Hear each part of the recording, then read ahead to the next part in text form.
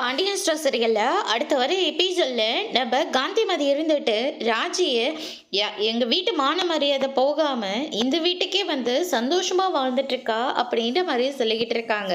அதுக்கு அடுத்ததாக நம்ம சக்திவேல் இருந்துட்டு இதுதான் சான்ஸு அப்படின்னு சொல்லிட்டு ராஜி வந்து ஓடி போனானா அவங்க கண்ணில் பட்டிருந்தா இந்தாங்க உங்கள் வீட்டு பொண்ணுன்னு சொல்லி நம்மக்கிட்ட வந்து ஒப்படைச்சிருந்துருக்கணும். ஆனால் இவன் அப்படி செய்யாமல் ராஜியை இவனே கல்யாணம் பண்ணி இங்கே கூட்டிகிட்டு வந்திருக்கான். இவனெல்லாம் போய் பேரன்னு சொல்லிக்கிட்டு இருக்கீங்க. அம்மா முறையில் சொத்து வராது அப்படின்னு சொல்லிட்டு அந்த வீட்டு பொண்ணை கல்யாணம் பண்ணிட்டு வந்து சொத்தை பங்கு போடலான்னு இவன் நினச்சி பிளான் போட்டுட்டு இருக்கான். இது தெரியாமல் இந்த குடும்பத்தை போய் பாராட்டி வேற பேசிக்கிட்டு இருக்கீங்க அப்படின்ற மாதிரி தப்பாக பேசுகிறாங்க. பாண்டியன் அங்கேருந்து எந்திரிச்சு போயிடுறாங்க.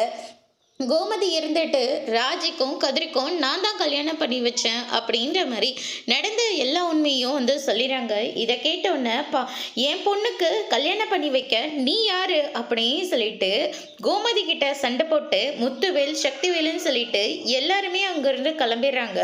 அதுக்கு அடுத்ததா பாண்டியன் கிட்ட போயிட்டு என்னை மன்னிச்சிடுங்க, இந்த விஷயத்த உங்ககிட்ட மறைக்கணும்னெல்லாம் இல்லை, ஆனால் மறைச்சிட்டேன், என்னை மன்னிச்சிடுங்க அப்படின்ற மாதிரி சொல்கிறாங்க. புருஷன் பொண்டாட்டிக்குள்ள இப்படி ஒளிவு மறை இருந்தா அதுக்கான அர்த்தமே வேற. இனிமே நீயும் நானும் சரியான புருஷன் பொண்டாட்டியே கிடையாது அப்படின்ற மாதிரி சொல்றாங்க.